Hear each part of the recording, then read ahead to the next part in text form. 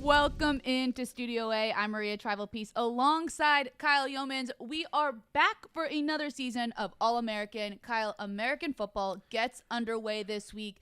The conference is coming off winning the Bowl Challenge Cups. We're going to cover that and so much more today. I know that this is the first podcast in quite some time, Maria, but I need a little bit more energy because it's not just that the American is back. It's not just the fact that American football is back. College football is back, and it is in a big way. I cannot wait to break it all down for you. And for those that are at home that have never tuned in to All-American, by the way, this is a show that's going to go in depth. Of course, today we're going to do as much preview as we possibly can. We're going to go into coaches. We're going to go into quarterback situations, different changes, what you can expect in 2025. But I will guarantee you're going to have a lot of fun on this show with Maria and myself throughout the season, breaking down the American Conference and everything that's anticipated over the next couple months. And the best part about it, you might anticipate one thing. We have no idea what's going to ultimately happen this season. Well, that's my favorite thing about college football in general is we're going to sit here and pretend like we actually know what we're talking about, and we're going to tell you who we think will win. And we're win. Doing the research, yes, I promise. I promise I spent way too much time watching press conferences the past couple of weeks. Film, yeah. Just reading way too many notes. My eyes hurt. I'm probably going to have to get them checked after this. And after all of that, something will happen, and it'll be completely different. Last year, for example, Army wins the American. Did you pick them? No, not at all. I have a pass because I wasn't even working. Yeah, you weren't here yet. Wasn't even working here at the American. I don't even think I accepted the job yet when football season started last year. So I'm taking a pass on that one. But you have responsibility for not picking Army because Bryson Daly just proved everybody wrong. That's not only the thing. you, but the entire college football landscape. Well, and the American proved a lot of people wrong too by what they did in the bowl games and winning 6 of the 8 bowl possibilities that they had, won the Bowl Challenge Cup, and the conference as a whole showed they belong at this level. Put some respect on the American name, and you saw what you saw through the bowl season, and say what you want about the postseason now with the transfer portal and different teams. Everyone dealt with the same struggles, yet it was one conference that rung on top and ended up on top, and that's exactly what we saw with the American last year. Well, I think the one thing that was so exciting to see from this conference was that even though the end of the season comes and people leave in the portal and there's all these different players coming in and out, they were able to remain consistent and still come out victorious, because I think the bowl games become the hardest to win when you have people who maybe aren't totally locked in at that point in the season. Maybe they didn't get to where they wanted to. They didn't make the college football playoff, but we'll take a look at what the notes for this year look like. I mean, there's a lot happening in the American. We covered last year. This is what we got this season. Well, I like what you said there because it's kind of a conference that's split in half. You've got a conference that had 8 teams that played really well through bowl season. Now you've got a conference with 6 new head coaches in the mix as well on the back half of everything, including Blake Harrell, who was a bowl winner a year ago. But you talk about the preseason, the non-conference games and the non-conference slate, 18 games against some of those other conferences around the country. I love the fact that you're going to see some early tests against former college football playoff teams. We're going to get a really good look at what this squad looks like going into a matchup and going into the early parts of this season. Well, I think that's the biggest question mark that I have for the teams in the American this year are are they going to be able to be successful against these non-conference opponents? We saw at the end of the year last year, and we'll talk about the CFP in just a little bit, but was a deciding factor, right? That's why we didn't get a team in the CFP, was because they weren't able to win some of those non-conference games. Right off the bat early, we'll talk about South Florida's early schedule, Tulane's early schedule. There are some great non-conference opponents, Kyle. Can they step up to that challenge? And a lot of them, as you mentioned, are doing it under a new head coach, 6 new ones in the American. Yeah, I want to run down some of these coaches here. We'll start with these first 3. Tim Albin, of course, with the Charlotte 49ers. You got the Blake Harrell continuation after being the interim head coach last year. Took over a team, led them to a bowl game, ultimately ended up with a bowl win. I like Zach Kittley a lot. We'll break that down a little bit later on with Florida Atlantic in the show. Those are 3 coaches to keep an eye on, certainly. And then the other 3 coaches that are in the mix as well. Rice going to a whole new scheme as well. Scott Abel, who runs that triple option, that extra ground and pound, is going to go down to Houston and be a part of that Rice Owls ball club. Casey Keeler, who was at Sam Houston, had a lot of success with the Bearcats in Texas. Now he goes up north to Philadelphia to play with the Temple Owls. And then the final one, Trey Lamb, who comes from East Tennessee State.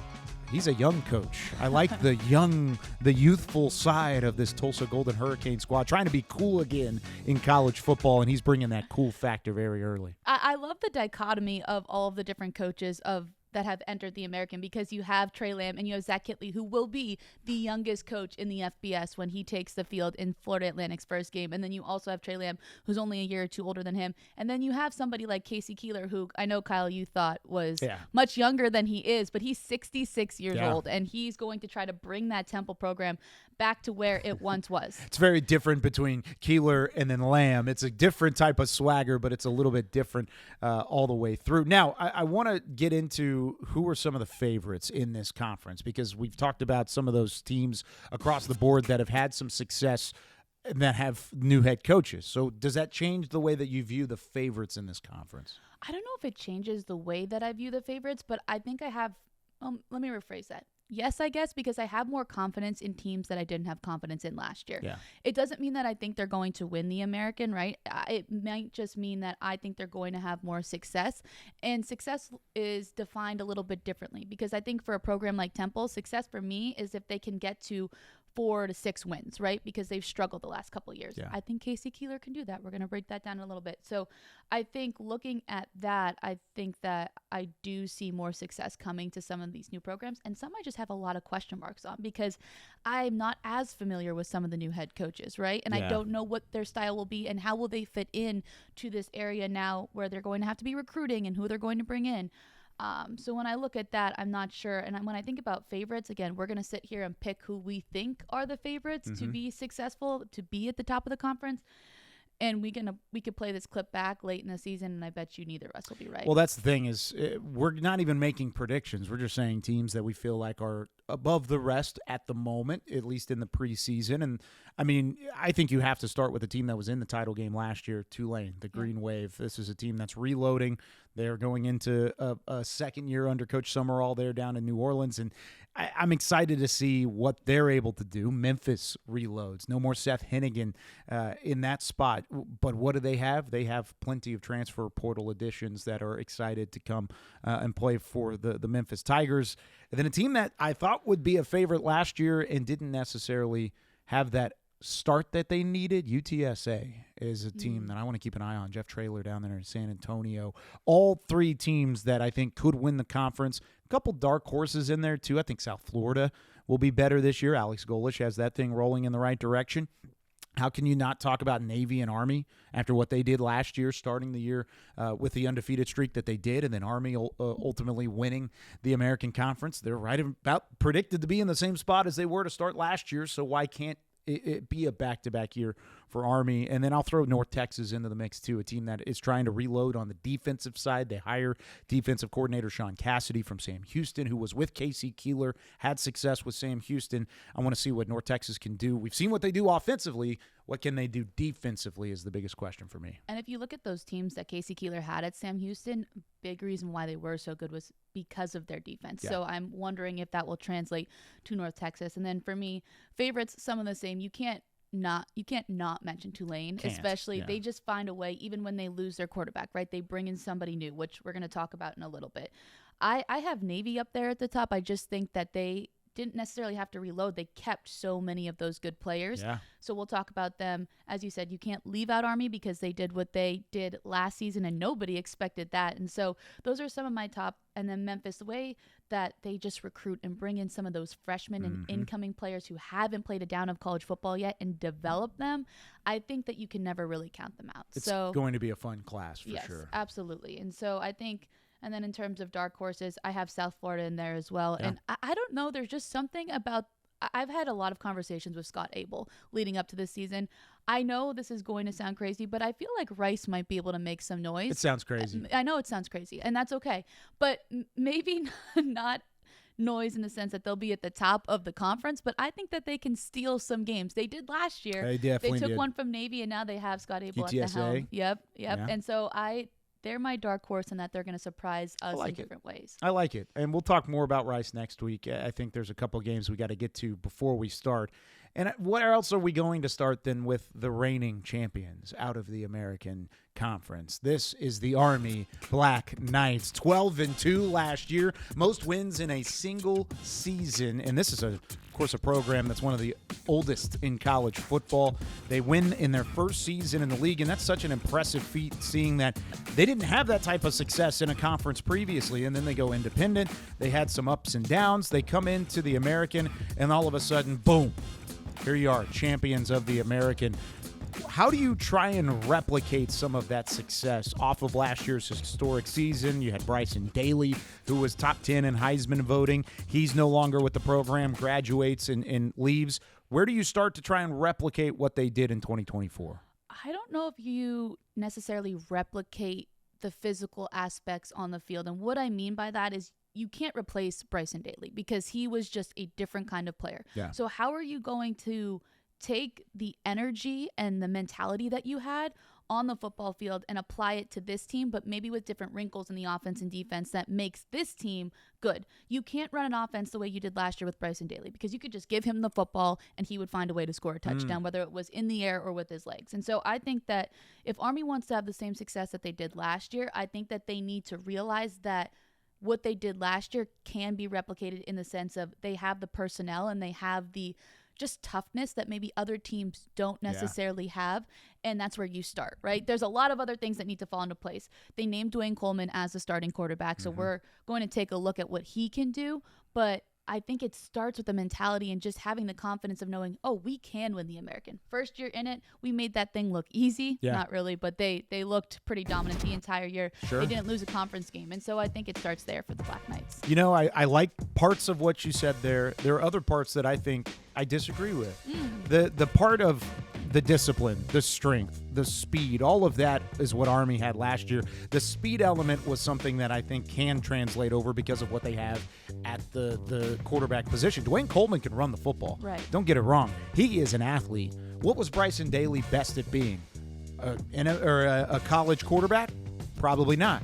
He was best at being an athlete. Yep. And I think you can see the same thing and some of those same traits from a guy like Coleman. Coleman, when he replaced Daly on multiple occasions last year, finished 11 for 16, 121 yards, and a touchdown. That's extremely efficient. That impresses me because he's going in there with second-teamers, third-teamers. He's late-game scenario cleanup duty at that point in time. So the fact that you've seen Dwayne Coleman come in and have success, especially with this Army offense and this system already, I think you can expect him to do some of the same things that Bryson Daly did last year, which is asking a lot, and I think that's ultimately what the coaching staff wants to portray. You don't have to beat Bryson Daly. Right. Be and play within yourself. But when you look at what Coleman's skill set is, I don't think it's that far different than what Daly showed us going into last year. I'll agree with you on that. I do think he's an incredible athlete. When you watch some of that film from last year, does have the speed. He does have some of that strength. I don't think anybody can be Bryson Daly, but I think he can be a very good version of Dwayne Coleman, and that's what Army needs. Yeah, and it's not going to be that big of a difference. A small tweak here, a small change there within the offense. It's still going to be that triple option. It's still going to be the wide open play. They're not going to throw the ball around a lot, but they threw it 16 times in limited action with Coleman last year in late game scenarios, usually when they were winning in those late game scenarios. So they should have been running the ball.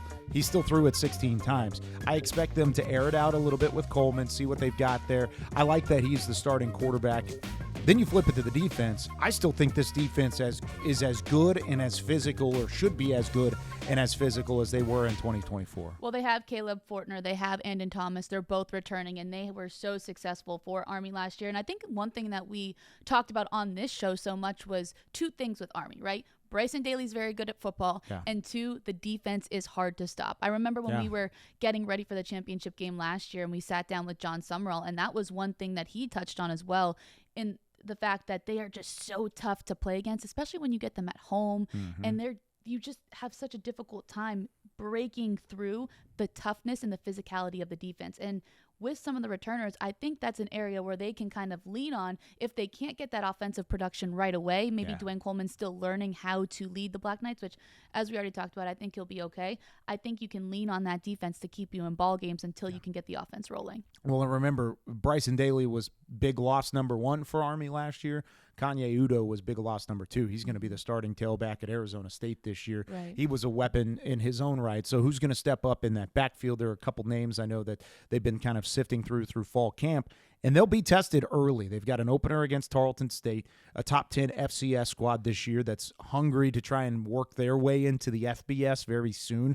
The next couple of years, they're trying to make that jump from the FCS to the FBS. So what better way than to announce it on national television, CBS Sports Network, an arrival of sorts for a top 10 FCS squad like Tarleton.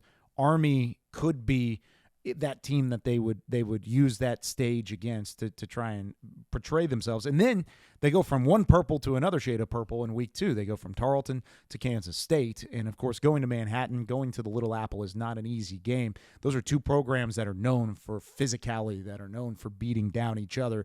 And I think you're going to see that defense having to step up in multiple times early, probably late game scenarios in a couple of those games early on. Both winnable games. Army should be able to roll in both of those, but they will be tested early, and I'm excited to see it.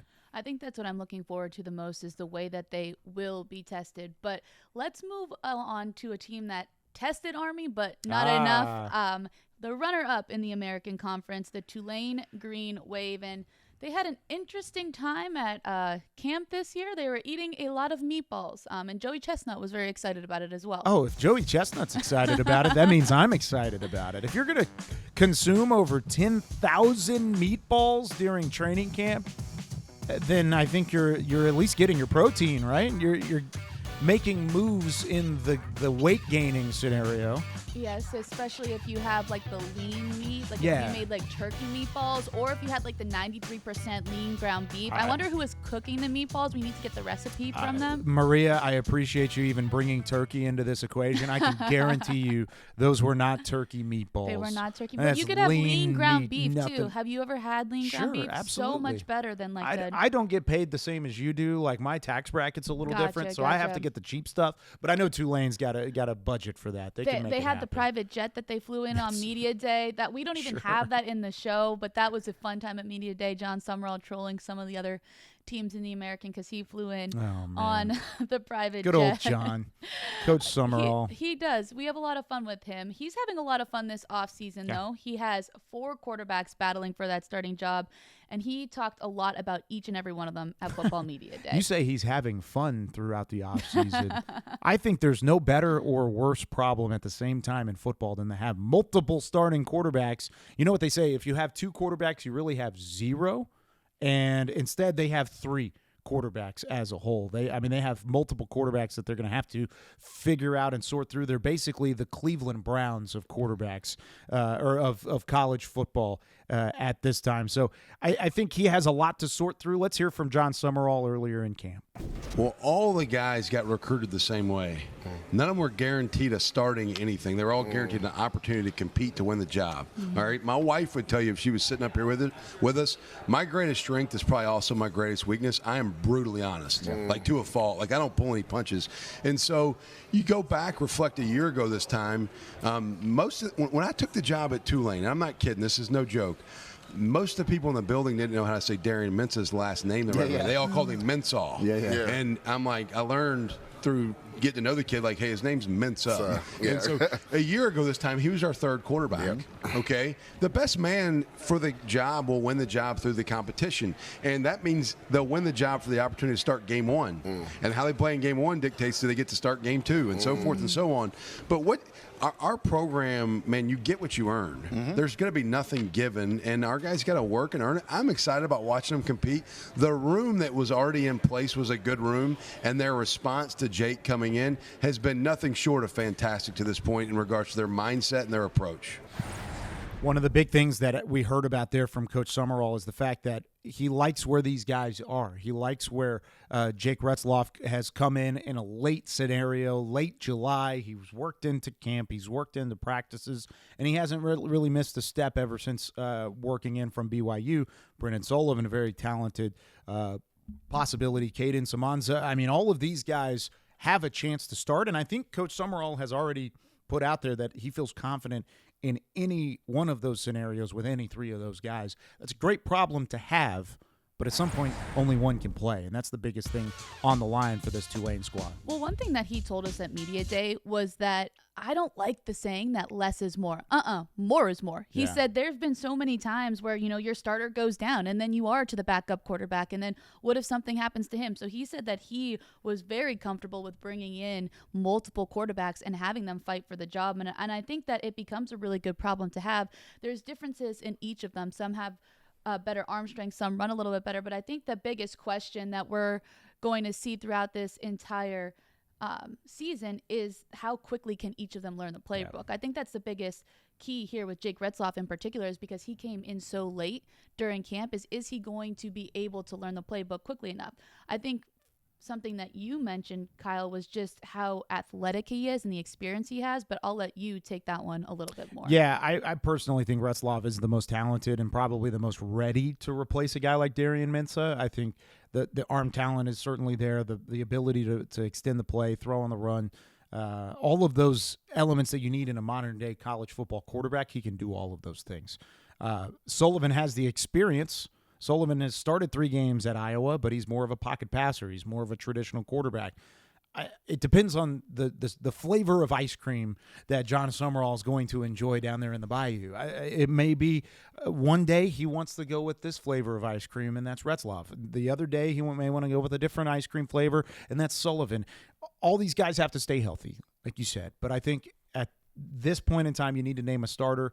If I'm in in those shoes, I'm looking at Retzloff and the film and everything that he brings from an athletic standpoint. I think he's better suited to take over this program right now as opposed to some of the other guys that are in the mix. Now, they will get some quality tune-ups, though, to really test it. And I think you'll see multiple quarterbacks. It may not be one. They're going to name a starter. Right. But there's going to be multiple opportunities, especially in that game against Northwestern. They've got a matchup against South Alabama. Those are 2 very good tune-ups where they're going to play against some really high-level competition. And then you get to the emotional game after that, and that's the Duke Blue Devils, and you got Darian Mensah returning to New Orleans into Youmans Stadium. I'm excited for all of that just based off of the fact that I want to see what this Tulane team has, because I think they're one of the most talented in the American. So when you take a look at that Tulane non-conference schedule, and you just listed some of those opponents right there, who do you think is the one that you're circling that Tulane needs to win this game to either be in contention for the CFP or to have the season that they hope to have? All of them? Is that an answer? I think it's an answer, but I need like in school when you need facts, reasons, examples, details. So there's your fact. Yeah. Give me your reason, example. Here's detail. the reason and the example. 2024 is the only reason and example you really need. I mean, it showed us how close Tulane really was to pushing for a college football playoff spot. And that was after they lost to Kansas State and after they lost to Oklahoma. You secure one of those games, if not both of those games, you go into that final matchup against Army in the conference title matchup, maybe with a chance to go to the college football playoff on the line, probably with a chance to go to the college football playoff on the line. And they should have had Kansas State. That was a game they dropped late at home. Oklahoma beat them on the road. I don't think you're going to be faulted at that point. That was a healthy Oklahoma team that had their health degrade as the season went on. Tulane needs to win these games because the biggest schedule hurdle that they have right now is Ole Miss. That's an SEC squad, a team that lost a lot in the NFL draft last year, but is certainly a team that is expected to be toward the middle of the pack or upper sides of the SEC this year. So if you can win against Northwestern, you take care of business against the Sun Belt and South Alabama the week after that, at least keep it close against Duke. I think Duke is a really formidable team. They may be in the top 25 by the time that game comes around. So that could be a top 20, top 25 win. Then Ole Miss might be a top 20, top 25 win whenever that game comes around as well. If you can take care of one or two of those, I think you're good, and you're going to be okay moving into conference slate. You run the table. College football playoff might be on the other end of that all. And we saw them, as you mentioned, in that college football playoff conversation despite losing those games. And then they dropped that last game to Memphis, and that's what ultimately they needed one team to slip up in front of them and not to slip up against Memphis. And all of a sudden we're talking about, instead of Boise State, instead of SMU, instead of a couple of these other squads, we're talking about Tulane in the playoff instead with two losses. But to your point, if they would have won one of those two games, they've put themselves in a much better position. So let's take a look at this like a coach, because coaches only look at things one game at a time. So taking a look at that first game against Northwestern, a team that was down a little bit last year but was better in 2023, what would your keys be for the Green Wave for them to come out victorious against the Wildcats? One of the best things Coach Summerall did in 2024 is they took the best thing that the team did opposite of them, and they took it away. It was either the run game or the passing game or whatever it may be. They took it away. And then they just continued to ground and pound, and they ran the football so effectively. They don't have all those same horses in the stable as they did last year, but they were able to run the football and ground and pound a team to death. I think this year they're going to have to duel some teams. They're going to have to out-duel some teams. And they have Retzloff who can do that. Northwestern has a quarterback that can do that too. His name's Preston Stone. And the reason I'm so high on Preston Stone, of course, Tulane fans should know Preston Stone quite a bit, but I called games of high school for Preston Stone here in Dallas, in Parish Episcopal High School. I called the games. I still can't say the school name, but called 20 to 25 games of his on Friday nights. He's an electrifying arm, and he's been around this game for a long time. Went to SMU, of course, was a starter there for a little bit, ultimately lost that starting job early in his career, transfers to Northwestern. He's looking for a fresh new start. What better way to have a fresh new start than to make an impact at home against Northwestern? And so Preston Stone, who's, of course, well-known in the South and well-known around these recruiting circles, he's up there in Chicago looking to play a big role in this matchup. You cannot let him get rolling because he's about as cerebral of a passer as you're going to see at this level. You got to muddy it all up for him and make things really, really difficult. Well, he's well known in the American, too. 2023 started in 12 games for SMU. 3,197 yards, which was fourth most in the American. Yeah. So he's familiar with. He's a good quarterback. Good quarterback. And so how does Tulane stop him? Like, how do they take him away early on in that game? You got to get pressure on him, which is not going to be easy. This is a really good offensive line from Northwestern, which it seems like every year they have some level of really good offensive linemen. They had Peter Skoronsky a couple years ago. They have a guy named Caleb Tierman, I believe I'm saying his name correctly, who's probably going to be a top 100 NFL draft prospect. He's their offensive tackle. Got to get pressure on that offensive line. And Tulane did that throughout the year last year. I remember specifically some of those games against Kansas State, game against North Texas, teams weren't able to block up the front seven from Tulane, and they're going to have to go back to that well over and over again, muddy up the pocket as much as possible. Linebacker play was a big thing for Tulane last year. If you can get some of that similar look from the Green Wave in 2025, I think they'll be just fine in this matchup. They'll start with Northwestern. They'll have the other difficult non-conference games. That's how they're going to continue their success and hopefully make the CFP. They have to tackle those things first. Another team that was also in the CFP conversation throughout the year were the Navy midshipmen, and they're a team that I'm very excited for because they have a lot of seniors coming back, and head coach Brian Newberry talked about those seniors at Media Day. There's a different level of confidence with our team right now. It's not an arrogance, it's not an overconfidence, but it's a little bit different feel. There's a higher expectation in our program right now, but really, really high standard. Got great leadership. You talk about Blake Horvath, tremendous captain for us, Landon Robinson, really the entire senior class. I mean, we're a player-led football team, which you always hope and strive for as a head coach, and so feel really good. That leadership's really pervasive, and our guys have worked their tail off, and they're excited. They're chomping at the bit. They're a player-led team, and that's the thing that I think stood out to me the most from what Brian Newberry said. And I think that's what you need, especially at the Naval Academy, right? Because these men are all leaders themselves, right? They're going to go on to lead the country in a variety of different ways. Yeah. And so when you're coaching a group of young men who are taught how to be leaders every single day, you can't be too controlling or too hands-on. You need to have the leadership come from within. And I think they did that last year. They faltered a little bit, and I think that if they can learn from those mistakes, this Navy team's going to be really good this year. Did he say Blake Horvath? I think I've heard of him Did before. he say Blake Horvath? He did say He's that. back? He's back. Horvath for Heisman is still alive? Back and better We have than an ever. opportunity to see Blake Horvath back with the Navy midshipmen. I'm ecstatic about all of that. I cannot wait to see the sling tee ride again and get after it one more time. I love how this team is proud again, too. You mentioned all the leadership elements. That's all great. I like when this team just gets nitty-gritty and plays some downright nasty football, and that's what they did at the end of the year. They found their stride late. They, of course, had those big wins over Memphis early in the campaign, but then they take down a couple big-time players down the stretch and then end up winning their bowl game against Oklahoma in the Armed Forces Bowl. This is a team that is built to win now. You've got all those weapons back. Alex Teska, yes, he's back. Eli Heidenreich, yes, he's back as well. The sling tee is alive and well, and I can't wait to see what new wrinkles they're going to have in the mix in this one, too. Well, I think that leadership and just knowing what it felt like to falter off a little bit, especially, I think there's an extra chip on the shoulder for the Navy midshipmen, and I'm going to tell you why. Because the other team that they don't like to talk about, and there was some beef on social media, ended up winning the American last year. Did. Now, Navy got some revenge in that Army-Navy game, and you saw that excitement, that little bit of, hey, we're just as good as you, come out in that game in December. But I think that Navy's going to want to finish this thing how they started it last year, and in order to do that, Blake Horvath needs to stay healthy. I agree. He is the one that this whole thing is built around. He is the straw that stirs the drink for the Navy midshipmen.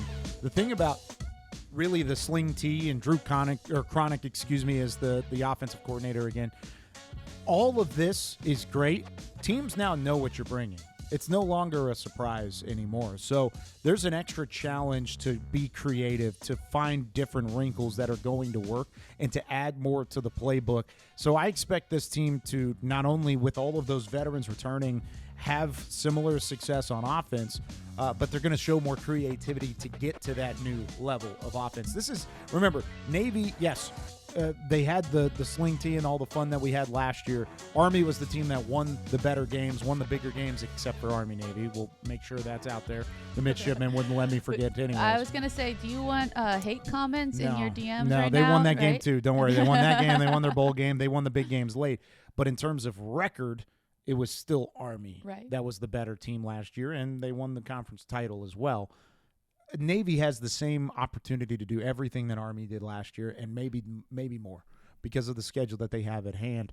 I want to see the creativity take a step up because teams will know how to defend it, or at least they think they know how to defend it, change all that, do something different, and keep them off balance. But I think that's what makes Drew Cronick so good, and I think that's why we were so excited to talk about him last year, was because he did add in all of those wrinkles. That was like show one last year yes. that I was saying, watch out for the sling tee. Yes. And then it worked out, and it worked out the way to do it. It's the official term for all of those college football traditionalists out there is the wing tee spread. Wing tee spread, but it's way cooler to call it the sling tee. I like sling tee a lot Thank better. you. I think that it's... I didn't come up with it, but I just love it. I think it sounds cooler and it's easier to say. Everything that you just said hurts my head. There's already too many words. Wing tee spread. Wing tee. Anyway, sling tee is what we're the same. going with. But I just think that, to your point, there needs to be more wrinkles, but I think that's what makes Drew Cronick so good. I think he's going to have new wrinkles, and I think that this whole team, a lot of the players on the offense, those weapons on the offense are a whole year older, and I think they're ready to take on more of those wrinkles. Can I add a... You're raising your hand. That's why I stopped talking. Can we have a conversation about this defense, too? Oh, yes. Because they were really good last year. At certain times, they gave up points. Right. I'm a little concerned. They don't have the same talent returning on that side of the ball. Offense, I have no problem with. Yeah, we're good. I'm good on the offensive side. But we've seen in this conference before, there are teams that have really good offenses that don't necessarily have great defenses, and they haven't finished well or fared well in the past. So I want to see this defense step up, and they've got a tough stretch at the end of the season. That's going to be a monstrative stretch.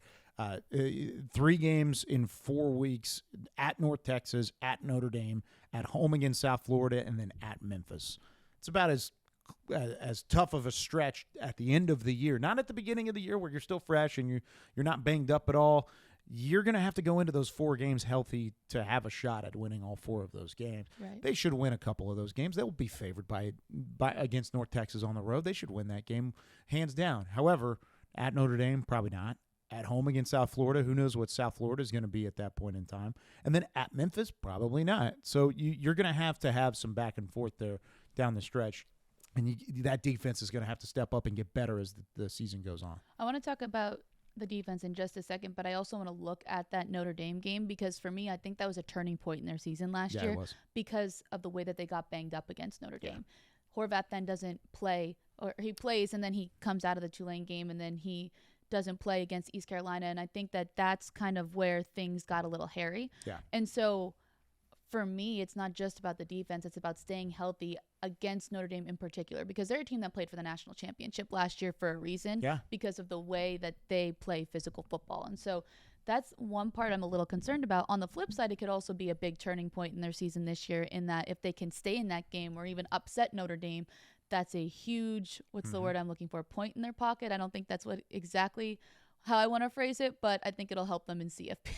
Notch in their cap. Notch in their belt, right? Or isn't that whatever. A belt notch is a thing, yeah. Okay. I don't know. I don't know where you're... We're not supposed to use cliches in broadcasting anyway. I've never tried to read your mind, and I'm not going to try it today.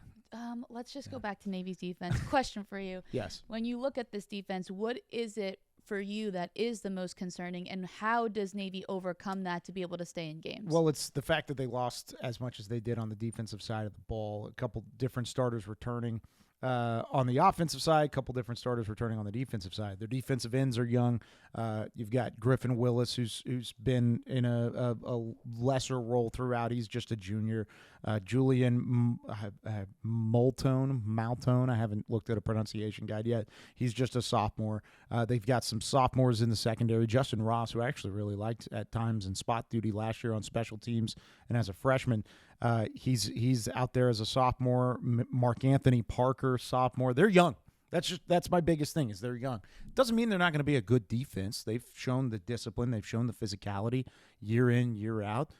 But when I look at Navy and I look at what they did last year, they were just a step ahead of most teams early in the year. I don't think they're going to be a step ahead this time around. That's fair. I think it's a good analysis of the situation. If the defense can step up how you want them to step up, how far can Navy go? They can do exactly what Army did last year. They can be champions of the American. They can find a way to play well in those late games, and they could win the Army-Navy game and win their bowl game again. I don't know if I want to say college football playoff quite yet, even though I do love Blake Horvath, and I think that team, he would be a superstar if they could even get close and sniff the college football playoff, because I just think he's an incredible player.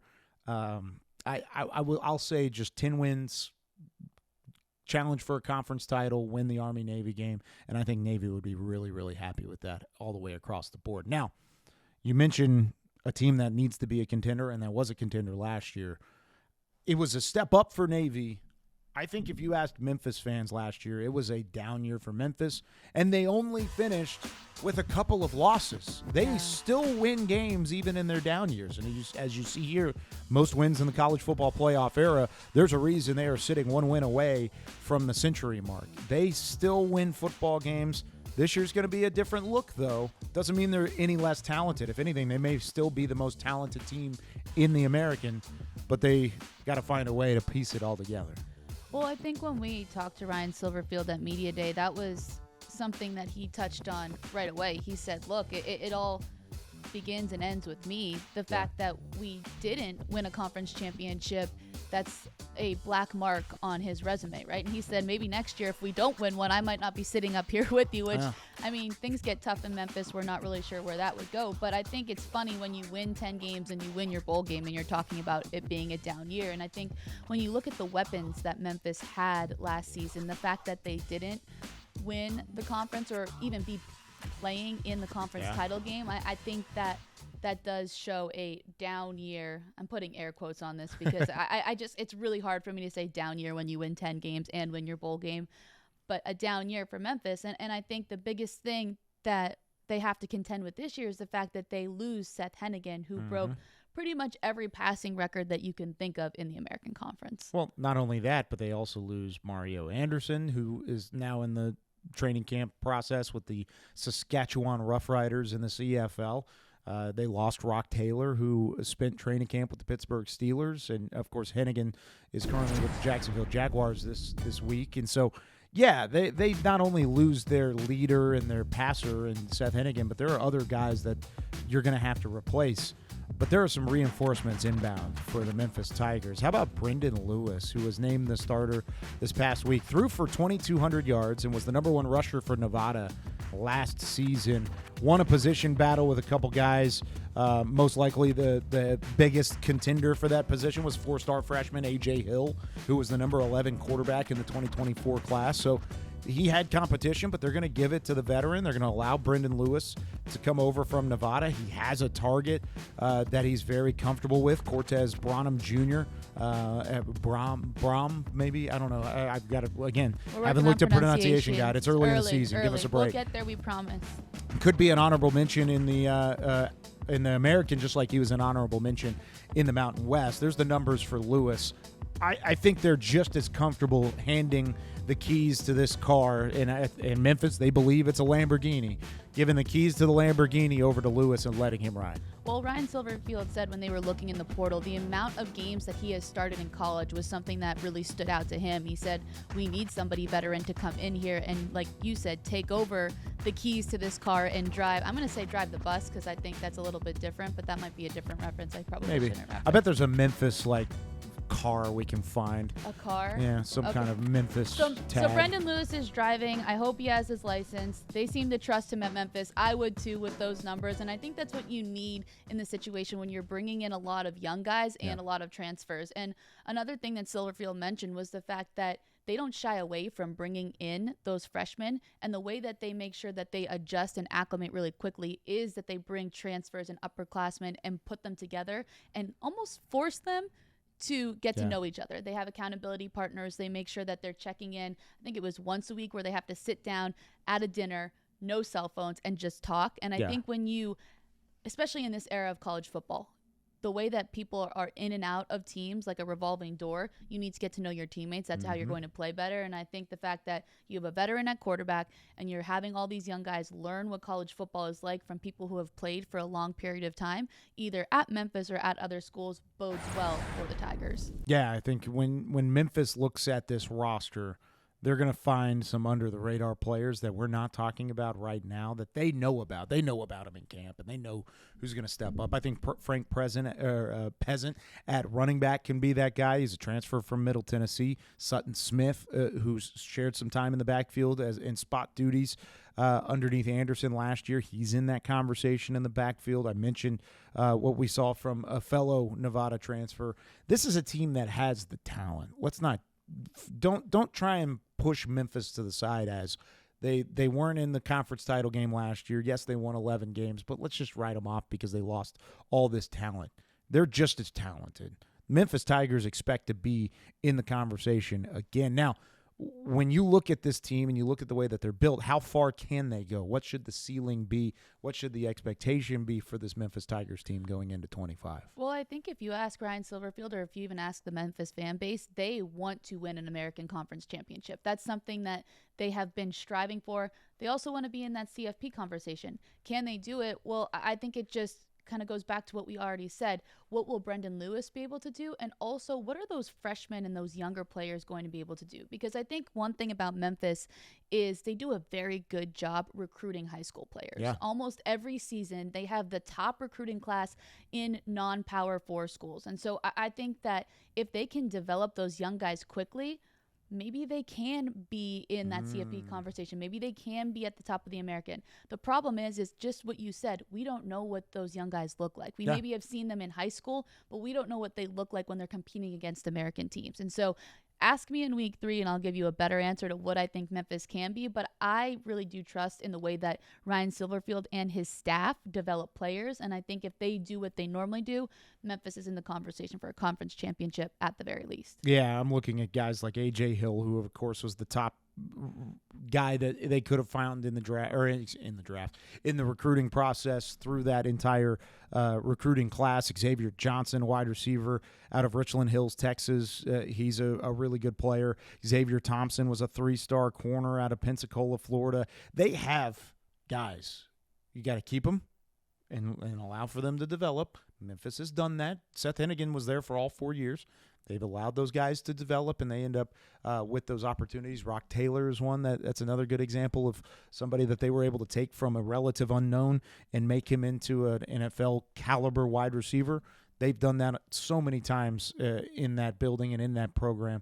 I expect them to see the very same success this year, just it's different names on the back of the jerseys. Well, it's the formula that Ryan Silverfield has developed, and that's how he's created success. He's one of the best coaches in college football. I'll stand on a table for that. I think the American has some of those guys. I won't say all of the names, but I think there are 6 or 7 coaches in the American that are some of the best and should be considered some of the best developmental coaches in all of football. Well, Ryan Silverfield has built that program at Memphis, and another coach in the American who has been building his program is Alex Golesh at South Florida, and he does that by playing some tough non-conference schedules. Tough. A little tough. We'll talk about it, but first let's hear from Coach and see what he has to say about it. When we got back in January, because that's when it starts. I mean, that's when the foundation starts to get laid for this season. There's been a heightened sense of awareness, heightened sense of readiness. It's so easy to say, man, like August 28th, you got a top 4 seeded playoff team coming into Tampa, coming into Ray J. What are you going to do today? I think what's awesome, and it's not just a recruiting pitch, but as a competitor, if you're recruiting the right guys and that culture in that locker room is right, man, don't you want to come play the best teams in the country and be on display? And you look at the last 2 years for us as we've started to try to figure out what we are, what our identity is, how do we win football games. We've had zero problem getting up to go play some of the best teams in the country. And so our guys are uber confident right now, but I think it's real confidence because they've had this heightened sense of awareness since January. Why wouldn't you want to go and play the best teams in the country? That's exactly what Alex Golesh said. I would. I think that's the best part about playing college athletics. I know when I was a player, we would do that. Now, we're a small mid-major school, but we'd open up at P5 at the time because I'm old. There were still 5 power conferences. We'd open up. It still counts. It still counts. Yeah, it still counts, I guess. But we'd open up at the big schools, and you get to play the big schools. And then when you beat them, it's awesome. And you're trying to get to that level that they're at. And I think when you can see that, it's a good recruiting pitch. It's making your players better.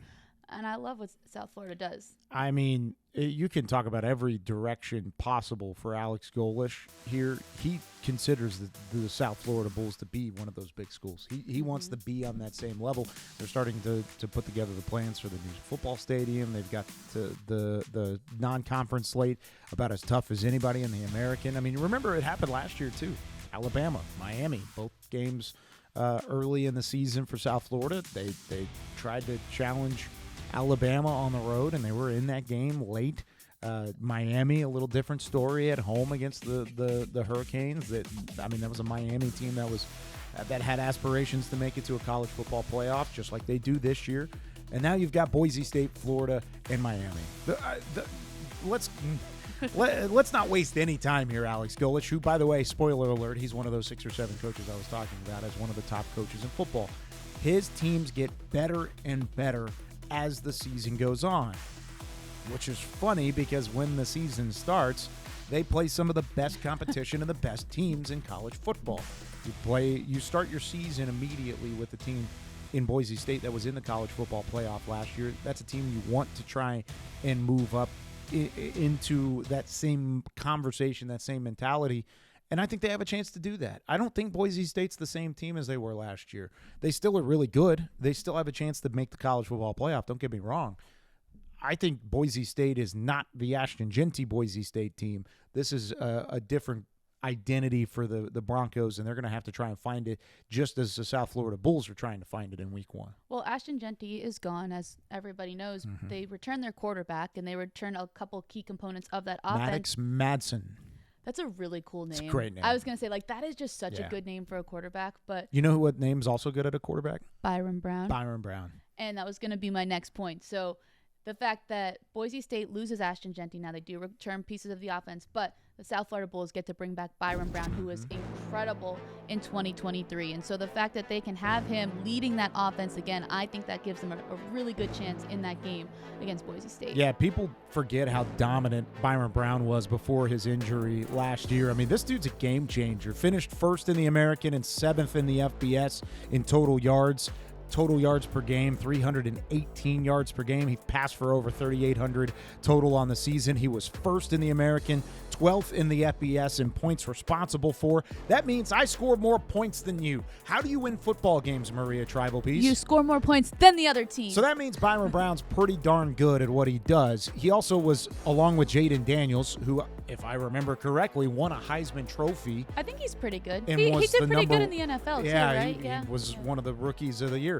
Jaden Daniels and Byron Brown were the only 2 quarterbacks in the FBS back in 2023 to throw for 3,000 yards and rush for over 700 yards in that season. So the fact that he's back, he's healthy, he has an entire camp to get Alex Golesh's team back on track.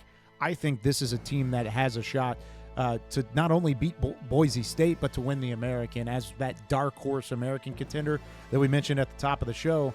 And I'm going to go out on a limb here. I think Byron Brown might be the best player on the field when they play Boise State week 1 this season. I don't think you're wrong in saying that. I want to see how he looks back in game action because we've been watching all the reports from camp, right? He's healthy. He's back. He's put on a little bit more weight. It looks like he's just as athletic as he was pre-injury. So how is that going to translate in a game? Because I think any athlete who's experienced an injury will tell you that first game back, you might be a little hesitant, right? The last time you stepped on a field to compete, something didn't really go too well. So you have a little bit of that anxiety coming into that game, but if he can push past that, I think he gives South Florida a great chance, not only in that game against Boise State, but the entire season. Well, how do they take that next step? How do they get to that point? And I think you and I might have the same answer here, which might be the same answer for every college football team in the country. I know. I'm going to say stay healthy. Yep, that's it. And I think they were not healthy last year. Exactly. And I think that we saw spurts of them being really good. I think even when I joined the show a couple episodes in last year, they were one of my candidates that everybody kept laughing at me because I was like, I think they can be good, but they were just banged up at different points of the year.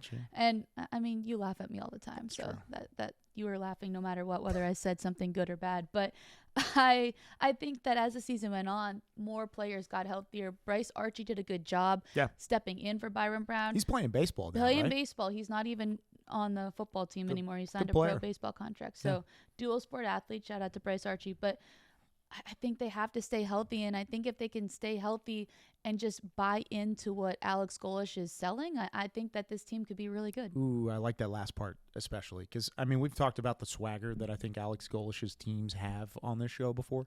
He just has a mentality about him. I mean, he's one of the nicest guys to talk to off of the field. But when you get in between the white lines, he is a football coach. He is a ball coach.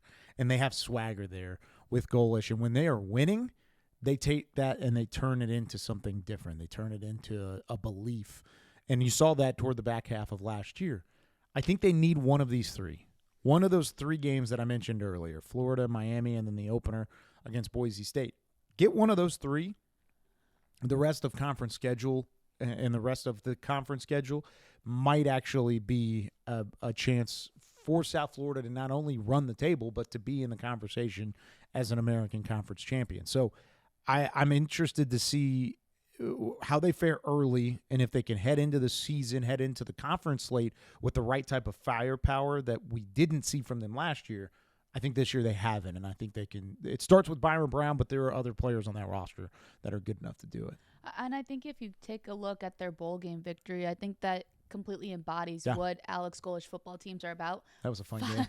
I mean, staying up for that game on Christmas Eve was tough, but I was waiting for Santa anyway, so it was fine. True. But 5 overtimes and just finding a way to win. And so I think that they have that extra grittiness factor. They're well coached. If they can stay healthy, I have a lot of faith in the Bulls. Can we move on to a team that also got better as the season went along last year and also rallied around their head coach? How about the East Carolina Pirates? The Pirates of East Carolina, a team that was really on the brink of disaster early in the season. Then this gentleman, his name is Blake Harrell, is interim head coach, named as the interim head coach, takes over, and boom, they're in the conversation for a bowl game, go on and win the bowl game as well. I think they were one of the better stories last year going into that military bowl, won the games that they needed to late, and then ultimately had a good season, turning around from 2-10 in 2023 to 8-5 last year, and they get their quarterback back as well. They're 3-4 when they start. When Blake Harrell takes over, they win 4 of the next 5. And I think a big reason for that was just the way that he brought the team together. I talked about South Florida buying into what Alex Golesh is selling. Well, East Carolina did that with Blake Harrell. In particular, the seniors, they bought into what he was telling them was going to work, and it did. And so now he has Caton Hauser back, who did a good job last year. He needs to limit some of those interceptions. I think that's a big key for him coming into this year. But I think the fact that they have Caton Hauser back, they have Blake Harrell back, and they get to open up the season against the team that they ended with last year. Yeah, they turn around and they get an opportunity to start the year in a big way against NC State. This is a different NC State team that they're going to face, of course, in week 1. We'll talk more about that preview in a moment, but it's not necessarily the same team either for East Carolina. They lost some guys like a Rajai Davis, like a Savone Revel, and a couple guys that they had at different points these last few years. They have talent, though, that is incoming, like a Hauser, who has another year of starting under his belt, was very clean later in the season, was able to limit those interceptions.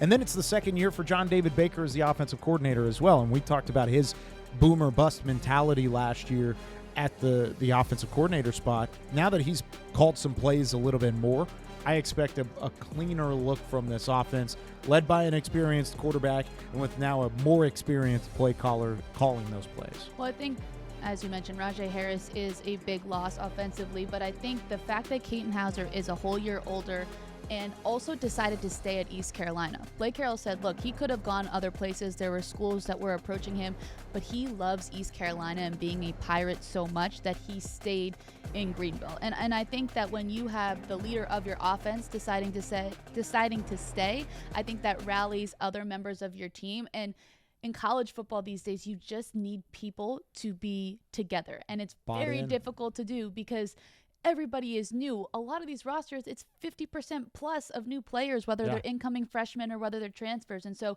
you have your quarterback returning, you have your offensive coordinator returning. That's already a huge bonus that a lot of other teams don't have. Yeah, the biggest thing when you look at their schedule, they draw Army, Memphis, Tulane, UTSA. Those are some of the better teams in the conference. This is not going to be an easy slate for East Carolina, but they also have some of the other teams in the league that are unproven. Florida Atlantic, Charlotte, Temple, Tulsa. They're 4-4. It's really 4 games that they're going to have to really prove themselves and prove that they're not the middle of the league, and 4 that they're going to have to take care of business against teams that can sneak out a couple wins here and there, like a Temple, like a Tulsa. Florida Atlantic, who we'll talk about here in a little bit, that I actually think is going to have a really good year with their new head coach. bunch of different things playing a factor, but you talked about it. They start this season against the NC State Wolfpack, the same team that they ended last year against in the Military Bowl. That's a unique challenge. Here's Blake Harrell with more on that. You know, what a unique opportunity. You finish the season with the same opponent you opened the season with. Not many times does that happen in college football. And it has a lot of focus from our fan base, from their fan base right now. Obviously, our focus within our building is on our program and ourselves and how we can get better each and every single day to help us grow and help us have an outstanding 2025 season. You know, it's an hour and 15 minutes up the road. I think it's a great opportunity, you know, to play a regional game, play an ACC opponent, and I think we should do more of that in college football. You know, I think your motivation is more internal than external. Sure. And you always got to keep it focused on that and focused on the Pirates. And each and every single week, I always tell our players, it's the biggest game of the year because it's the next game of the year. Sure. And I think as coaches, as athletes, we have a competitive mindset that, yeah, we want to go win the game. We want to go do, you know, play the game the right way, do the right things, but we want to go take care of business. I love that from Blake Harrell overall. I think for the most part, he sounds like a ball coach. I love hearing I was him thinking talk. the same thing, like the accent. It just like Love all it. fits. I'm like, yep. Yep. He should have been on Friday Night Lights. He would have been better than Coach Taylor on Friday Night Lights. Okay, now you're going to start some debates in the comments. I can't Everybody wait. tweet That's all at him. I'm here for, is to stir up debate. Yeah, we love that. No debate. This East Carolina team looks to take a step going into 2025, and they're going to have a really good opportunity week one against NC State. We mentioned Hauser. We mentioned you talk about what you had last year with Rajai Harris and what he had at the running back position. Harris, 200-plus yards and a touchdown against that NC State team last year. You don't have that anymore. You do have Caden Hauser, though, and that's when Good. when I went back to look at the box score, it was the Harris and the run game that stood out to me the most. That's why they won that game, and so that's going to be the factor. Can they find a way to generate that offense without Harris? Now, Caden Hauser, 147 yards passing. He did have 2 rushing touchdowns himself, but a lot of the power came from Harris, and I think that NC State now has a little bit of a chip on their shoulder after losing that game. They returned their quarterback in CJ Bailey as well. And so I have no idea what's going to happen in this game. I think it's going to be fun to watch. I think there's going to be a little bit of chippiness. And so I think everyone should tune in because it's going to be an interesting football game. Must-watch television. No doubt about it. I like CJ Bailey at quarterback for NC State. This is going to be a good quarterback battle between Hauser and Bailey. NC State's probably the most the more improved team because they were able to hit the portal a little bit better. Still a good test for East Carolina. And as you saw in the bowl game, it's a winnable game. This is very much so a winnable matchup. And as you could hear from Coach Harrell there, he's excited for it to be a regional game, a game against a quality opponent, against an ACC team like NC State. I like what we're going to see in week one, win or lose, from East Carolina. And I think that, kind of like Coach Harrell said, it's focusing on themselves too. You can't look too far ahead on what's going to happen the rest of the season. You can't look at what happened last year against NC State. It's about what you do and how they focus on the Pirates. Another coach that said something similar like that at Media Day was Jeff Traylor of UTSA. He was really concerned about fixing some of the mistakes that his team made last year. But what I don't want to do is put lipstick on a pig. Sure. And us not address what got us in those problems to begin with. And I really just believe it's what I mentioned earlier. We were mentally weak. We were not a very disciplined button-up unit. That's a direct reflection of me, unlike what we've been in any of our 5 years there. And we're going to get that cleaned up, I promise you. Gonna get that cleaned up. He promises. Lipstick on a pig. That was my Speaking of coach speak. That was one of my favorite quotes though from Media Day, because that was like late in the day. Like we had talked to a lot. Have you ever heard that before? I've heard of it before, but it was just, we were talking about like something so serious. And you know, when you've been on TV for like a long time, or like the best way I could equate it, for if you haven't been on TV for a long time, you are a young kid at a sleepover, right? And it's like 2 a.m. and you're like 10 years old and the sugar is kicking in and everything is funny because you're a little bit delirious. And Coach Traylor says that he's going to put lipstick on a pig. And I had to turn away because I didn't want to laugh because I was like, I get what you're saying, but you're talking about something really serious. And I don't want you to think that I'm laughing. And Bria's over here just busting out laughing. He was late in the show and the stuff he said, if you haven't watched the clips from the show, he was phenomenal in like the way that he's going to address the problems of the team that like happened last year. And he was awesome. And I didn't want to like make anybody mad, but man, he said lipstick on a pig and I just wasn't, I don't know. I did. That's what I wanted to do. You just like went away from the microphone. But despite that, UTSA struggled at the beginning of the year, came back strong in the second half of the year. What that clip is getting at is Coach Traylor talking about at the beginning of the season, some of those mistakes that were made are what led to them not having the season that they wanted to. There are a lot of penalties. There are a lot of undisciplined moments. There's a lot of things that they need to clean up, and he doesn't want to make any excuses for why that happened. He just wants to say, hey, this was bad. Let's move forward from there. Let's stick with the facts is what Coach Traylor is trying to say here. And I agree with him. When you lose the way that you did against Texas State, which is a neighboring school to the south of San Antonio, to the north of San Antonio, then you lose to Texas the way that you do. You lose your first 2 American Conference games. It's an impossible hole to dig out of. And they did their best. They did their absolute best to dig out of that hole late in the season. It started with Owen McCown and what they did there. They pushed to finish the year in the way that they played down the stretch was how they expected to start the year. That puts nothing but pressure on Jeff Traylor going into this season for that exact same reason. You cannot have a repeat in 25 like you did in 24. You know that you got off to a slow start. You know that it wasn't your best football early. So if you don't play your best football early this year and you know that you're not going to get off to a hot start this year, that's pressure on the coaching staff. And he said it himself in that interview. I put it on me. There are a lot of people that are going to put it on him early in the year. Well, he took responsibility for it. He said it starts with the coaching staff. Yep. And one of the key phrases that he kept using was that we were a mentally weak football team, and it's because it started with me. He said there were some things that he needed to be more disciplined in. He needed to look at the details more like he did in his first few years at UTSA. He said that he felt maybe he got away from that a little bit, and so this season they're coming back stronger, paying attention to more of those details. But as you said, it does start with Owen McCown, and one thing that Traylor said is a big reason why a lot of good players on the offensive side of the ball returned are because they believe in Owen McCown and what he did last year and what he can bring to the team this year. Is he the best returning quarterback in the American except for maybe Blake Horvath? I'm going to take Horvath out of the equation.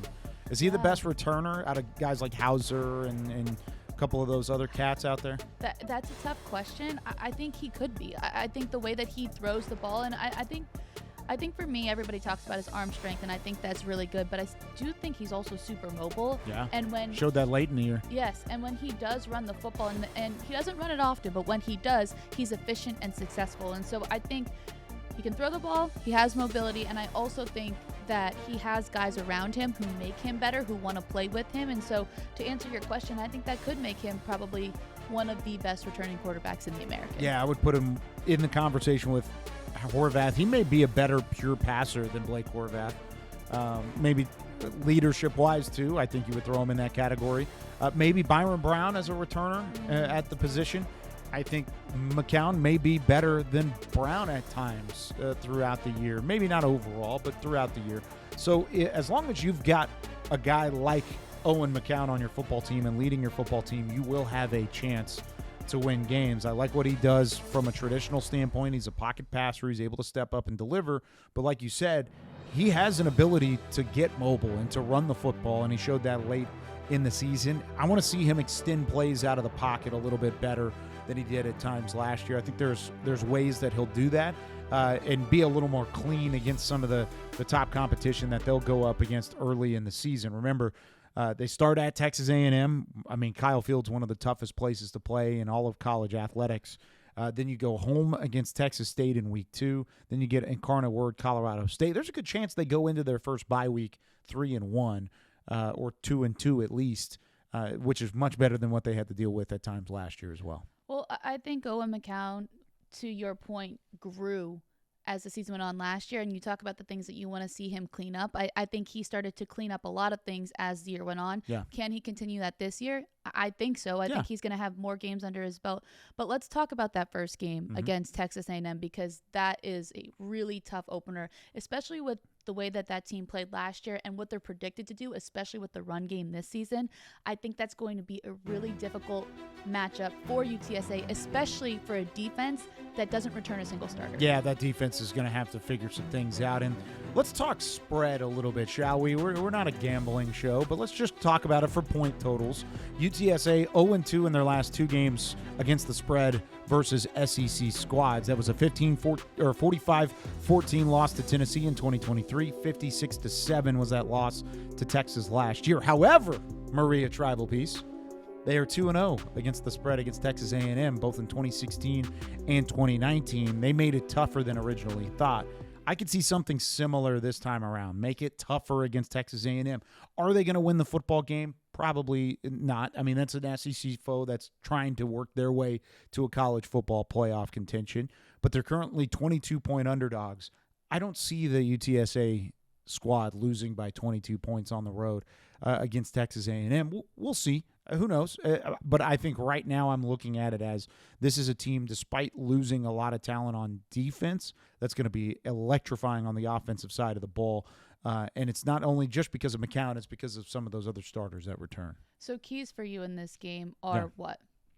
The expectation should be to limit the mobility of Texas A&M. They run the football effectively, and they have a mobile quarterback behind center. I think you have to keep him contained as much as possible, and I think the Aggies are going to try and get the big plays to go early. So stop the big play, keep the mobility of that Texas A&M backfield, and I'm not just keeping it at the quarterback, running backs as well. Keep them contained as much as possible, and I think it gives you somewhat of a chance to at least make that game close. So I think this first game is a good test. Even if they don't win, it's going to see where UTSA measures up and where some of their weaknesses are. Now, looking at the season as a whole, we opened up this show talking about some of the favorites, and I know UTSA was one that you think could be a favorite to at least be a contender at the top half of the American. And so for you, what is it about this team that you think can put them in that top half? Well, even last year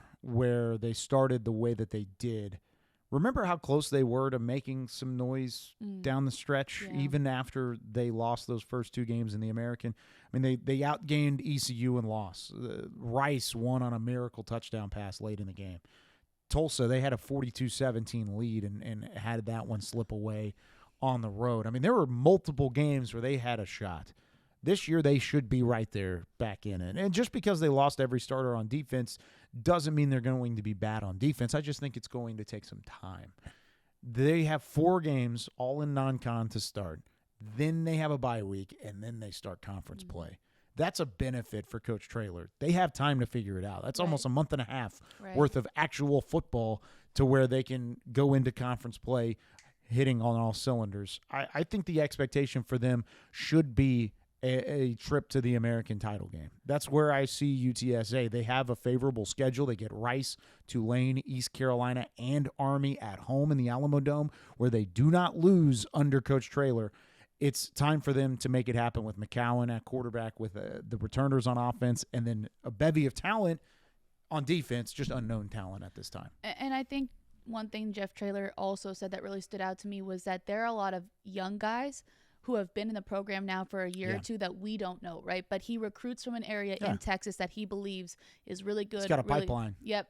And so he's ready to rock and roll with those guys. Now, another coach that wants to create a pipeline in his recruiting area and is one of the new coaches in the American is head coach Casey Keeler, and he's looking to recruit the Northeast back like when Temple used to be good, and they recruited that whole area. That's his plan to go at it again, and he told us about it at Media Day. Well, I leaned on Matt a little bit and leaned on Al and some of my own instincts. It's going to take us getting back to recruiting the footprint. That Connecticut down to Virginia out to Ohio. And I did a study, the 2015 team that beat Penn State. But I think it was 124 players they had in the team, like 104 were from that footprint. And so we'll go into Florida, we'll go into Georgia, we'll go into North Carolina, absolutely. but we're going to put our resources into that footprint. And, we've started off already committing a very high-level class. And, again, a lot of that's been because we've put a lot of resources into a great football area, the Northeast.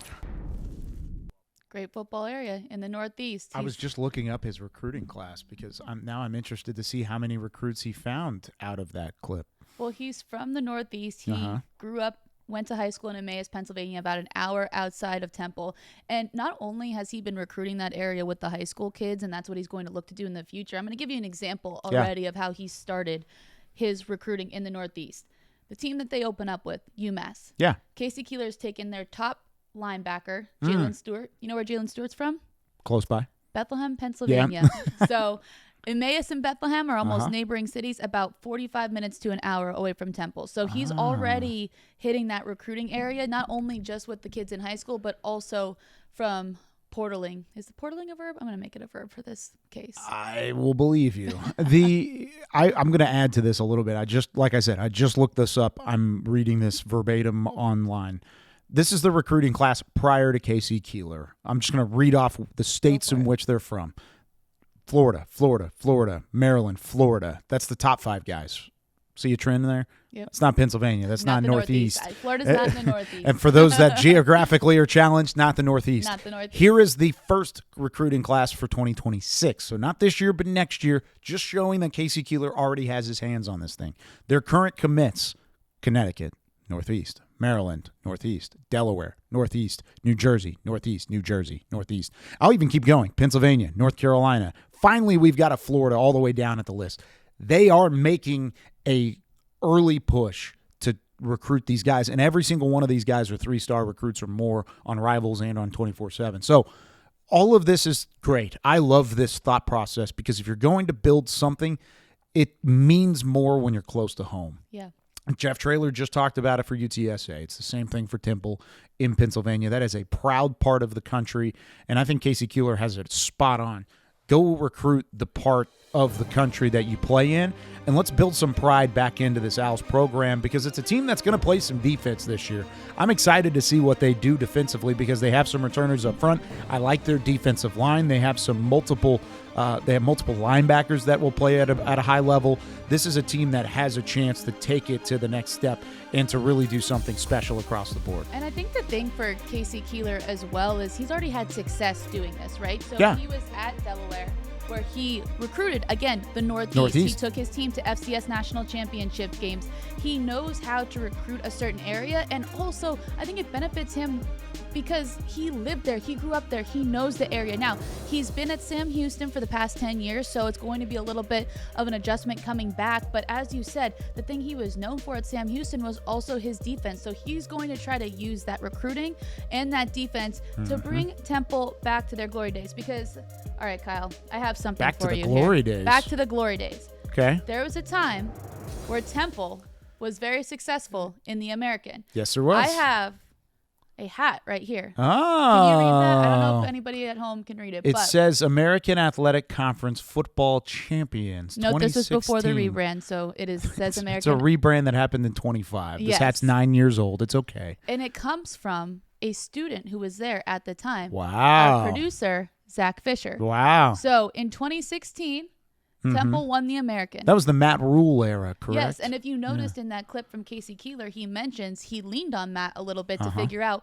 what was successful about those teams. What was a big key? Recruiting the area. Got to recruit the area. Should I get this American Conference Championship patch from 24 and at least make it updated on the side? Cool. I'm not gonna put it on my head, but I thought we could have some props. It's like show and tell. Yeah, Zach brought this in for show and tell. He definitely did. Thank you, Zach, for doing this. He's also the one that makes us look good on television. Yes, shout out to Zach Fisher and his Temple glory days. Let's talk about his Owls. So, first game of the year, we already said they're playing UMass, a team that's been struggling for a bit now. They have a new head coach, but I think this could be a game that the Owls could win because I think that they brought in some key pieces in the portal. Like I said, they took UMass's top linebacker in Jalen Stewart, and Casey Keeler's already building this thing up. When you take a look at the UMass Temple game, where do you see UMass having strengths against the Owls, and how can the Owls kind of not dominate. Yeah, what's the word I'm looking that's for? Fine. Dominate's fine. We're in the Dominate, American. We want to see our teams dominate. Yeah, we want to see our teams. Yeah, I think UMass has a couple quarterbacks that are pretty good, that can play at a high level. The big thing from they have a new head coach too, right? They do UMass? have a new head coach. Is it how do you say his last name? I Okay. put the pronunciation.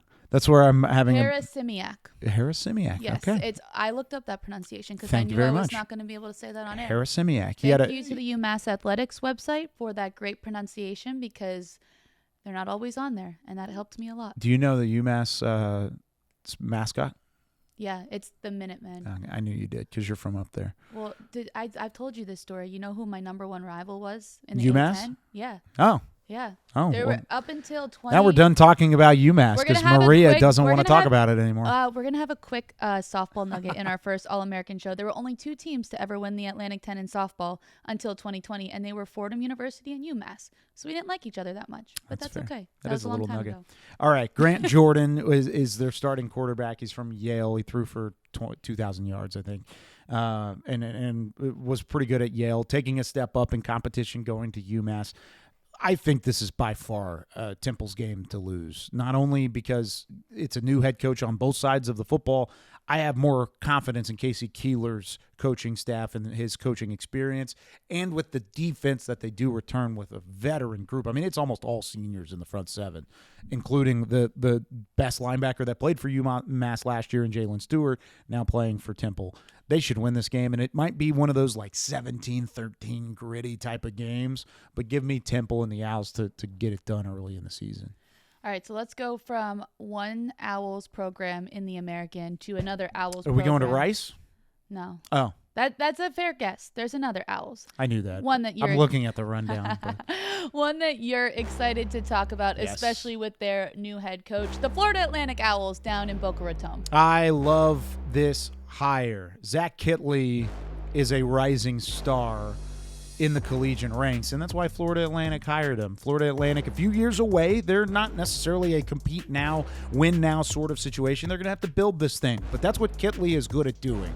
A young, fresh face in a beautiful venue like Boca Raton can go a long way. We've seen it a couple times previously when they did have some success prior to joining the American Conference. Kitley brings that tenacity from Texas Tech, from Western Kentucky, and from Houston Christian, where he does one thing during his stops at each of these spots. And that one thing is build quarterbacks. I mean, even when he was a graduate assistant at Texas Tech, his alma mater, who was the quarterback that he coached there at times? I think he's won a couple Super Bowls by now. Yeah, he's won multiple What's Super Bowls. What's his name? It starts with a Patrick Mahomes. That's it. That's the guy. Yeah. That's all great and cool. But I want to talk about what he did and a connection that he had with Mahomes' current backup, Bailey Zappi. Humor me for a second. Bailey Zappi was a draft pick. He's bounced around in the NFL a little bit, but it was really what he did at the collegiate level that was impressive. He played under Kitley from 2018 to 2020, followed him from Houston Christian, 2018 to 2020, to Western Kentucky in 2021, along with his top wide receiving target, Jareth Stearns, okay? Stick with me now. Stearns and Zappi both go to Western Kentucky. What do? They set an FBS record with passing yards. 5,900 passing yards in a single season with 62 touchdowns in 1 year. That is a lot of touchdowns in 1 year. He can connect with quarterbacks. He can connect with an offense. He can throw the football around, and he obviously is creative. He was an offensive coordinator in this role. Now he's a head coach. Can I paint you another scenario after you speak here? He's also an offensive coordinator at Florida Atlantic. Because he's also going to call the plays. So, with all that being said, they have a quarterback now. His name's Caden Veldkamp. He is the reigning offensive player of the year out of Conference USA. Where did he go to school? I don't know. He went to Western Kentucky. Where he played for Zach Kitley in this offensive system. So just like Bailey Zappi did, he went from Houston Christian to Western Kentucky. Now Caden Veldkamp goes from Western Kentucky to Florida Atlantic. It was only 1 year from a step up in competition for Zappi to set records, and it really helped that he had his top wide receiver to come with. Guess who follows Caden Veldkamp from Western Kentucky to Florida Atlantic? Who? His top wide receiver from last year, the top returning wide receiver. Who else do you need to talk about other than those three guys? Easton Messer, by the way, is the wide receiver's name. Leading receiving threat last year from Western Kentucky. He is now there with Florida Atlantic. This is a team that's going to throw the football around, and I don't know if the American is quite ready to see exactly what they've got in store. So remember back in like high school math when you had to do proofs? Yeah. You know what I'm talking about? Mm-hmm. That literally sounded like a proof. Thank so you. This happened previously, and then here comes Kitley doing it again. So we know what the success level was here. Is the proof going to line up that it's going to have the success level here in the American? And so I think it can. I think the offense, I think with the way that he's going to call the plays, he's still in control of that. When we talked to him at Media Day, he said, I'm not ready to give that up. Yeah. We flat out asked him, we're like, you going to call the plays, dude? And he's like, absolutely. He's so like, I'm calling it. Not ready to give it up. He's going to develop quarterbacks. The proof system is in action. Will it be successful? I think for me, the biggest thing that I'm worried about with this Florida Atlantic team is the defense. That's where I have more of my question marks. Of course. Don't think there's any doubt that the offense is going to be good for Florida Atlantic, but can the defense keep them in games so that the offense can do what it wants to do? This team reminds me a lot of what North Texas was last year. Yeah. Transfer quarterback, has a lot of connection with the current head coach and with the offensive system, and they have the weapons on offense, and they're going to put up points.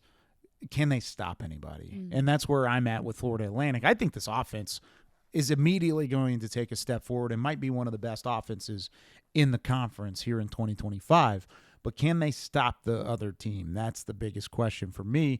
And they're going to get a good look at that early against Maryland, a team out of the Big Ten that had kind of a down year last season. They'll get to test that early, and there's going to be hiccups along the way. It's not going to be an easy first year for Florida Atlantic, but they get Florida A&M. They get FAMU in week 2, winnable game. Then they get FIU, winnable game in week 3, a bye week, and then they go on this stretch of conference runs, which is Memphis, Rice, UAB, South Florida, Navy. So that's the chunk of the year where you have to have some level of success defensively against the offense of Memphis, the triple option of Rice, UAB, Trent Dilfer, whatever they've got going on there in Birmingham. Got to have that figured out. South Florida, we already talked about Byron Brown and his electrifying side. And then you got Blake Horvath in week 9. So all of that being said, it sounds great. You're going to put up points. They're going to give up a lot of points, but you got to start getting that number down quicker than maybe even teams like North Texas did at points last year. And I think that's a tough conference schedule for them, especially with some of those offenses that they're going to have to face. That doesn't even mention Tulane and East Carolina late in the year, I know. So I think that's where I can see them running into some roadblocks, but I think we'll learn a little bit more after they play Maryland in this first matchup, because Maryland has a freshman quarterback that they're going to start. And I think that's a good opportunity for the Florida Atlantic defense. Put pressure on him. His name's Malik Washington. They named him earlier this week. Put pressure on him, and then maybe you can find yourself in a good position to at least know how to attack opposing offenses and then lean on that offense. Maybe it could be like North Texas was last year, where they do air it out and put up a ton of points. But as we saw with the way their season progressed last year, you need to be able to stop teams. It doesn't matter if you put up 50 points. I love the thought that playing a freshman quarterback is going to be great, and this is going to be a chance for this team to make an impact. That's a 4-star, borderline 5-star quarterback. He was the number 5 recruit in the country last year, and he chose Maryland because he's going to get immediate playing time. And I know. He's 6'5", 230, and has a rocket arm. I mean, it's going to be an easy over battle. I don't know what the over-under is set at, but I would say, man, both of these schools are going to put up points. I'm excited. It's going to be one of the better under-the-radar quarter matchups of the entire Week 1 slate. Veldkamp versus Washington.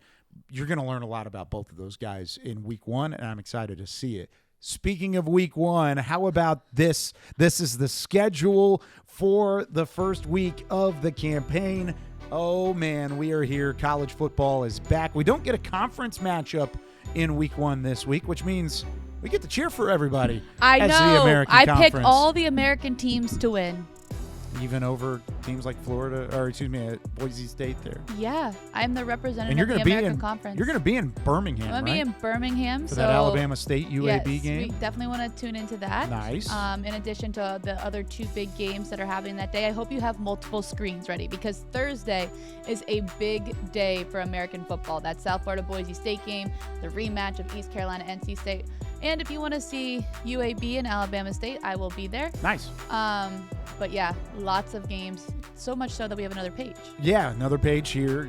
We talked about a lot of these games already. Florida Atlantic, Maryland, that Northwestern Tulane matchup. Preston Stone and the Wildcats taking on a Tulane squad that has not named a starting quarterback at the recording of this show.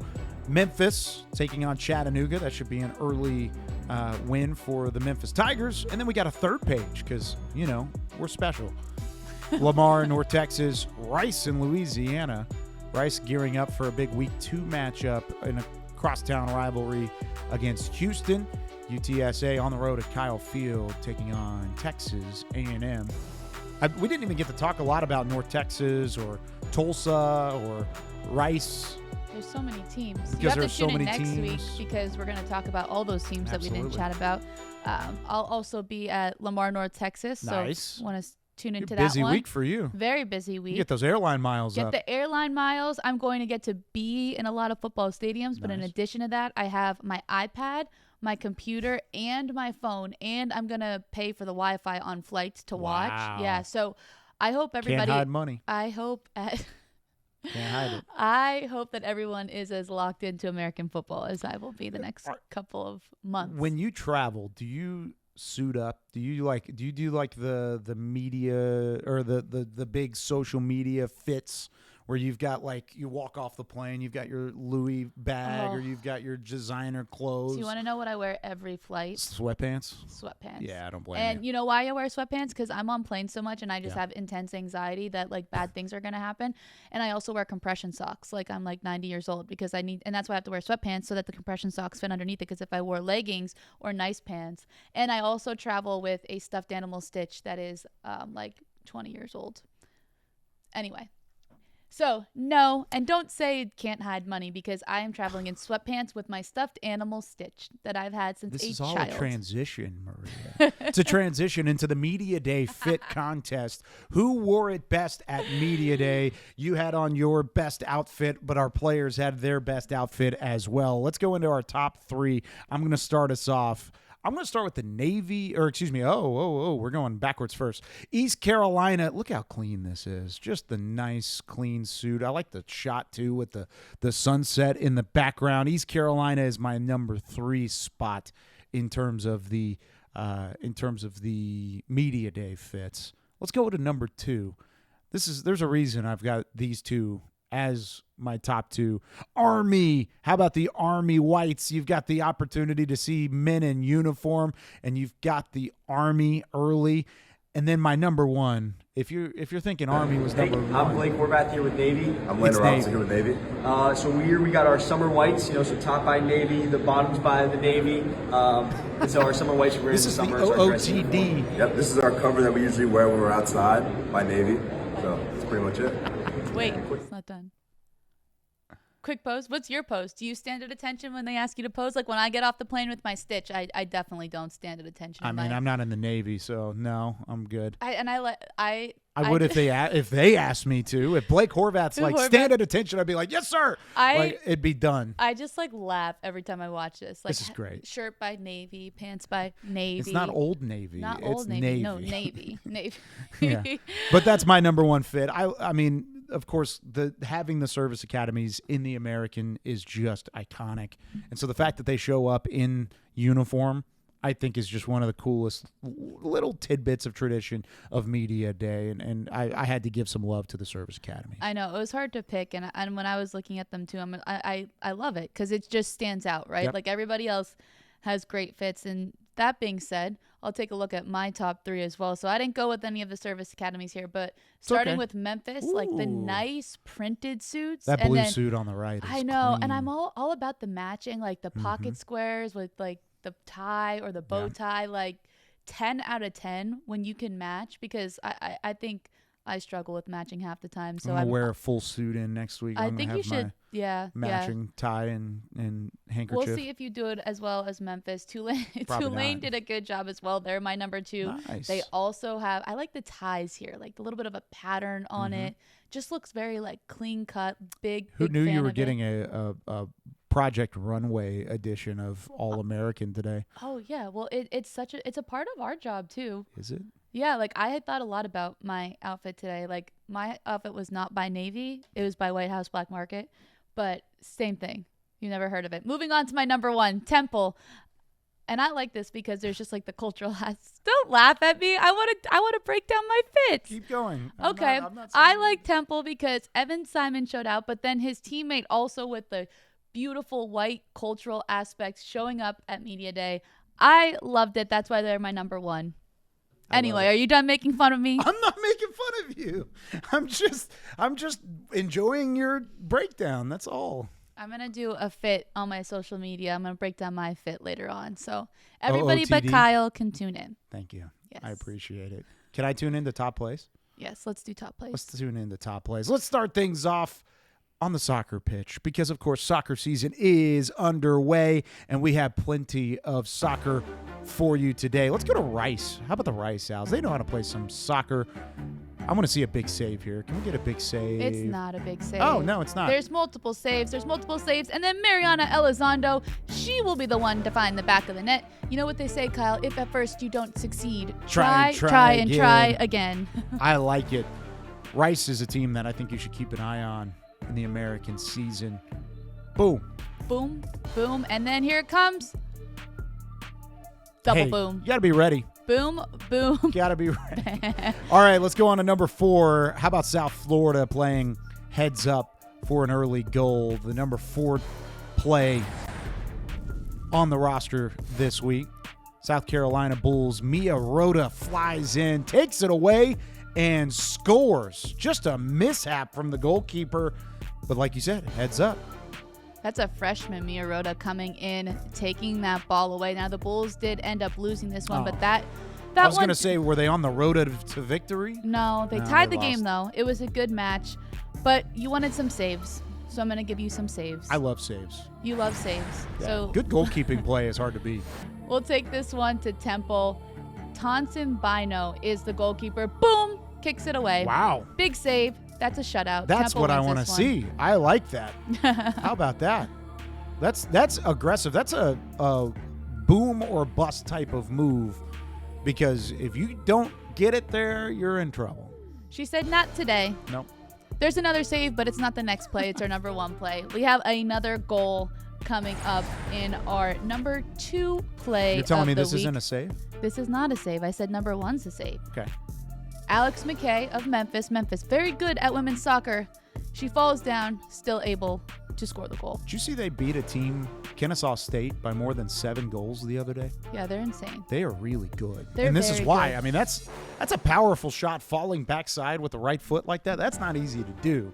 But Memphis does that on a normal basis. That's the Memphis Tigers for you. It's just the standard Memphis women's soccer. You know, when we said like Bryson Daly, very good at football, like when we break it down, Memphis, very good at women's soccer. Since this number 1 play is the save, can I take it? You could take the number Let's 1. highlight some goalkeepers, shall we? This one from UTSA, Jasmine Kessler. You do everything you possibly can to keep the ball out of the net. And this one, swoop, saved over the top. That was a beautiful shot, by the way. Give credit to Houston where credit is due. That was a shot on goal, and that is not an easy save, but Kessler says no thank you. I said I think that you should try out for basketball in the winter. I think Karen Aston can maybe use her in the post. A Jordan Jenkins type player in the interior. Yeah, super athletic. We can make that happen. I don't know. We'll have to put a call in, see what happens. UTSA, Jasmine Kessler. Number 1 top play in our first episode of All-American. I can't believe it. The first of many, unless they cancel us. I mean, the only reason we get canceled is if you say something, because you say some cancelable things, maybe. When have I ever said that? Well, you say mean things. What? You No, made I have you made not. fun of my outfits. I'm just telling you. I'm telling our audience. Kyle picks on me. He makes fun of my outfits. He makes fun of my stitch. All of it. My kids have a stitch that's I know exactly we're the twins, same now. except his kids are 1 year old. A year and a half. Year and a half, and I am much older than that, so maybe you can make fun of me.